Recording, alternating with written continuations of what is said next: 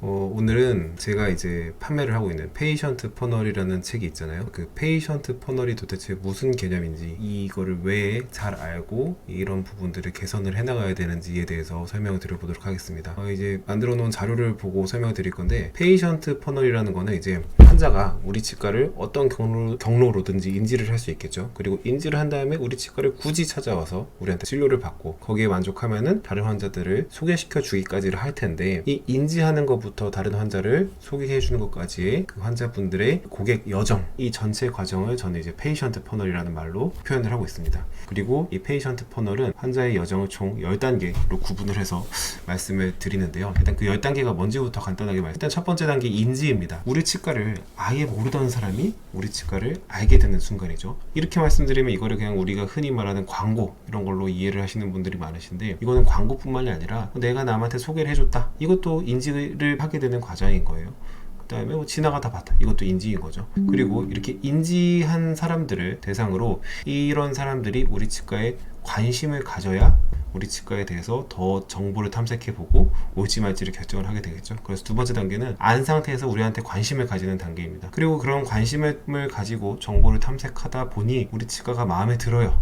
그럼 이제 우리 치과를 예약하기 위해서 예약하는 과정을 거치게 되겠죠. 이 예약은 인터넷으로 이루어질 수도 있고 또 전화 상담으로 이루어질 수도 있는데, 어쨌든 이 순간이 중요한 이유는 우리 치과와 최초로 접촉하는 순간이다 라는 거를. 그리고 예약을 했으면은 당일에 안 올 수도 있지만 어지간하면 방문을 하시게 되겠죠. 이 방문을 했다 라고 하는 거는 이 치과에 방문하는 과정과 주차를 하는 거, 그리고 처음에 방문했을 때 데스크의 응대 같은 요소들이 많이 포함이 되게 됩니다. 그리고 이제 방문했다고 바로 진료를 볼 수 있는 건 아니잖아요. 보통 대기를 하게 되는데, 이 대기실에서의 순간, 그 다음에 체어로 옮겨가서 의사를 만나기 전까지의 순간, 이 모든 과정들을 우리는 대기라는 단계로 표현을 할 수 있습니다. 그리고 그 다음 단계는 이제 의사를 만나서 의사랑 인사를 하고 의사가 진단을 하는 과정이고요. 그 다음 단계는 의사랑 진단이 끝나고 그 뒤에 상담 실장님과 상담을 하는 과정이 있어야 되겠죠. 그리고 다음 8번째 단계는 이런 상담 과정에서 동의를 한 사람을 실제로 진료를 하는 순간이에요. 그리고 다음 9단계는 이 진료 중인 사람 혹은 진료를 마친 환자까지 해서 환자들을 관리하는 과정이 9번째 단계로 들어가게 됩니다. 그리고 마지막 10번째 단계, 이게 이제 어떻게 보면 페이션트 퍼널이라는 이 퍼널 전체의 목적이 되겠죠. 환자가 다른 환자를 소개해 주는 것을 우리는 소개 단계로 놓게 됩니다. 그래서 이렇게 10단계의 여정을 우리는 페이션트 퍼널이라고 부르게 될 거예요. 자, 이런 페이션트 퍼널의 10단계는 하나하나의 단계가 다음 단계와 되게 유기적으로 연결이 돼 있어야 돼요. 그래서 어떤 단계가 만약에 약하다, 예를 들자면은 이럴 수가 있겠죠. 우리 치과에서 되게 약한 부분이 데스크예요. 그래서 우리 치과에 전화를 해서 예약을 잡으려고 하는데 데스크가 되게 불친절하거나 뭔가 어리버리해요. 그러면은 전화를 해보고 여긴 좀 아닌가 봐 하고 예약을 안 잡을 수도 있고, 예약을 잡아놓고도 그런 경험이 불쾌해서 막상 예약 때 나타나지 않으실 수도 있겠죠. 이런 식으로 이 10단계 과정 중에 어느 거 하나 뭔가 빠지는 단계가 생긴다면은 이 전체 과정을 밟아나가는 환자 전체가 줄어들게 돼요. 그러니까 당연히 병원이 안 될 수밖에 없겠죠. 거꾸로 이 모든 과정이 유기적으로 잘 이루어진다면은 당연히 마지막에 소개 환자가 늘어나게 됩니다. 자, 여기 보시면은 1단계부터 3단계까지가 좀 부실해요. 그러면은 애초에 그냥 신안이 적은 거예요. 우리 치과에 올 수 있는 사람이 줄어드는 그런 환경이 됩니다. 또 한 가지, 자, 4번째 단계부터 7번째 단계까지 방문하고 대기하고 진단하고 상담하는데, 이 중에서 뭔가 비리비리한 단계가 있어요. 그러면은 환자들이 어떻게 될 거냐면은 상담까지 받은 다음에 그 상담의 동률이 높지가 않을 거예요. 다시 다른 치과도 알아보고 올게요, 좀 생각 좀 해보고 올게요 하고 안 오는 사람들이 많아지게 되겠죠. 그래서 그런 사람들이 많다면은 나는 이 과정 중에 어딘가가 약하구나, 그러니까 이런 것들을 개선을 해야겠구나 라고 생각을 하셔야 됩니다. 그 다음에 마지막으로 8단계에서 10단계가 부실하다. 8단계 10단계는 진료하고 실제로 그 다음에 관리를 하고 그 다음에 다른 환자를 소개해주는 단계인데, 이 단계가 약하다면 당연히 치과 치료 자체에 대한 만족도가 확 떨어지게 돼요. 그리고 치료에 대한 만족도가 떨어지게 되니까 다른 환자한테 소개를 해줄 일도 만무하겠죠. 그러니 내가 치과 규모에 비해서 소개 환자가 매우 적은 것 같다 라는 생각이 드신다면은 이런 단계들을 개선을 해볼 생각을 하셔야 됩니다. 일단은 요거는 대략적으로 이제 큰 그림에서 말씀을 드린 거고, 사실 치과마다 치과가 처한 문제점들은 훨씬 더 디테일하고 개별적인 문제로 나타나게 되겠죠. 근데 뭐가 됐건 대부분의 문제들은 이 10단계 프로세스 안에서 해결을 할 수가 있습니다. 내가 가진 문제점이 있으시다라면은 지금 요 10단계를 한번 고민을 해보시고, 제 책을 꼭 안 사셔도 돼요. 고민을 해보시고 나 요거를 좀 개선해 보겠네 라는 아이디어만 얻으셔도 저는 대단히 만족스러울 것 같습니다. 그러면은 이제 치과의 경영 전략을 짠다 라는 말은 제 입장에서는 두 가지밖에 없어요. 페이션트 퍼널로 들어오는 인풋 자체를 증가시켜 버리는 거예요. 그러면 환자가 많아지겠죠. 근데 이 방법보다 저는 이 두 번째 방법이 훨씬 중요하다고 생각하고, 이 두 번째 방법이 진짜 건강한 치과 경영의 정도라고 생각을 합니다. 바로 퍼널 최적화예요. 페이션트 퍼널을 최적화해서 각 단계의 유시를 줄여보고자 하는 작업이 이 페이션트 퍼널 최적화인데, 무슨 말이냐면은, 자, 제가 요거를 페이션트 퍼널이라는 말로 표현을 한 이유는 인지한 사람들이 모두 우리한테 관심을 가지지 않기 때문이에요. 관심을 가진 사람들이 모두 예약을 하지 않기 때문이에요. 예약한 사람들이 모두 방문하지 않기 때문. 그 다음에 마찬가지로 계속 단계를 지나가면서 이 각 단계의 유실이라는 게 생깁니다. 의사한테 진단을 받고 상담도 안 받고 가는 사람도 있죠. 상담을 받고 진료를 실제로 안 받는 사람도 있습니다. 진료를 시작했지만 진료를 끝까지 마무리하지 못하는 환자도 있고요. 진료를 끝까지 마무리했지만 아무런 환자도 소개해주지 않는 경우도 있습니다. 그러면은 우리가 할 일은 이 페이션트 퍼널의 각 단계를 강화시켜서 혹은 최적화시켜서 1단계에서 2단계로 넘어갈 때에 환자들의 유실을 줄이는 거예요.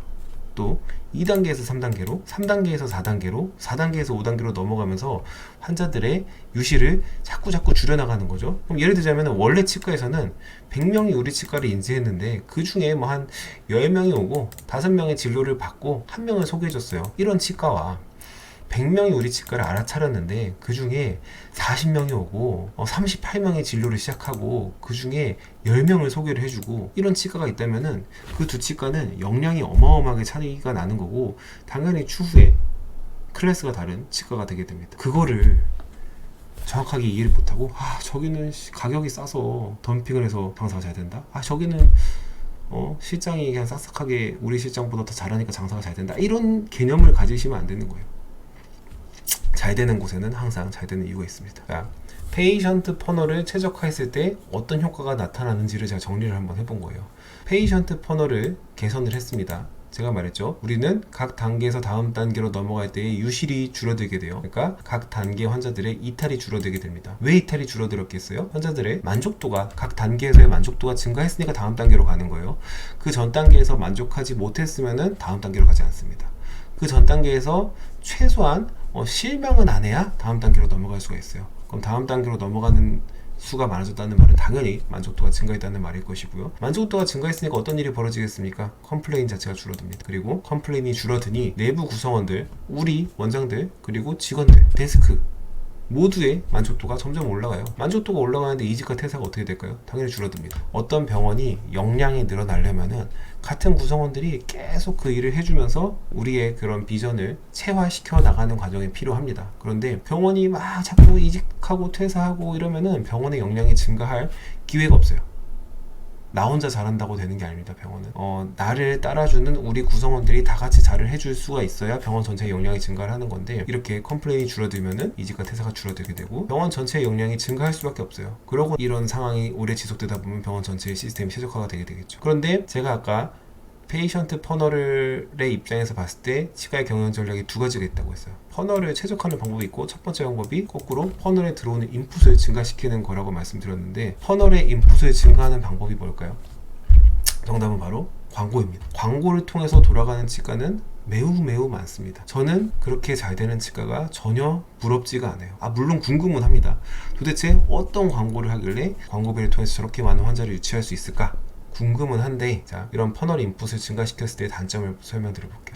이렇게 되면은 아까 말씀드린 병원의 역량이라는 게 있잖아요. 어떤 병원은 100명을 봐도 되게 스무스하게 잘 볼 수 있는 병원, 어떤 병원은 200명을 봐도 그런 200명의 환자 수를 스무스하게 잘 처리할 수 있는 병원이 분명히 있습니다. 그런데 거꾸로 20명의 환자들을 봐도 막 허덕이는 병원들이 있어요. 이거는 무슨 직원 수가 많다 적다, 체어 수가 많다 적다의 문제가 아니에요. 병원의 시스템이 얼마나 잘 갖춰졌느냐, 그렇지 않느냐에 대한 문제인데, 그거를 역량이라고 표현을 했을 때 퍼널의 인풋을 광고를 통해서 증가를 시키잖아요. 그럼 기본적으로 환자가 많아지는데, 환자가 많아지는 게 무조건 좋은 일이냐? 그렇지 않습니다. 병원의 역량보다 더 많은 환자들이 병원에 치과에 방문을 하게 돼요. 그렇게 되면 어떻게 될까요? 환자들의 만족도가 감소하기 때문에 각 단계 환자들의 이탈이 늘어납니다.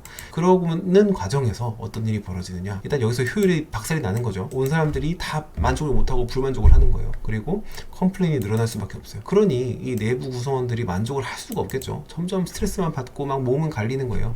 그 상태에서 당연히 우리는 잦은 이직과 퇴사를 경험하게 됩니다. 그럼 병원의 역량이 쌓일 일이 없어지고요, 전체적으로 지속적으로 병원의 시스템이 무너지게 돼요. 그러니 저는 뭐 아시는 분은 아시겠지만, 저는 광고를 통해서 병원을 운영하고 키워나가는 거를 정말 좋아하질 않아요. 아무리 머릿속으로 시뮬레이션을 해봐도 그 방법은 좋은 방법이 아니에요. 물론 그런 부분에서 잘하고 계시는 원장님들이 있다는 것도 아는데, 뭐 그런 분들은 저보다 광고에 대한 역량이 높은 분들이라고 볼 수 있겠죠. 하지만 어쨌든 일반적인 사람들의 입장에서 이런 광고를 통해서 병원을 운영하겠다, 내가 기깔나는 마케팅 수단을 찾아내서 병원을 운영하겠다 라는 생각은 잠깐 접어두시는 게 좋겠습니다. 자, 그래서 어쨌든 우리가 이런 페이션트 퍼널을 알아야 되는 이유는 이렇게 다 개선을 시켜서 마지막에 이 소개 환자를 늘리는 거예요.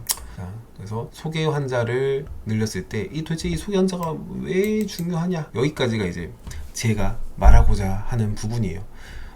제 책에서는 이 10단계의 각 단계를 어떻게 하면 최적화할 수 있는가, 치과에서는 어떻게 각 단계를 최적화시키고 이탈을 줄이고 소개 환자를 늘렸는가에 대한 정답들을 담고 있어요.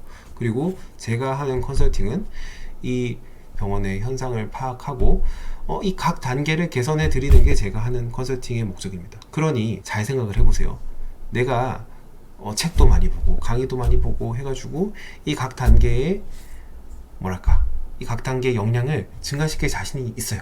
그러면은 굳이 책 안 사셔도 돼요. 그런데 곰곰이 생각을 해봤는데도 내가 어떻게 하면은 이 예약 단계, 진료 단계, 상담 단계에서 환자들의 만족도를 높일 수 있을지 잘 모르겠다라고 하시면은 당연히 책을 보시면은 큰 도움이 될 것 같습니다. 그래서 오늘은 이 페이션트 퍼널의 개념에 대해서 설명을 드렸고, 앞으로 각 단계들을 개선하기 위한 팁들을 좀 풀어보도록 할게요. 일단 오늘 영상은 여기까지 하도록 하겠습니다.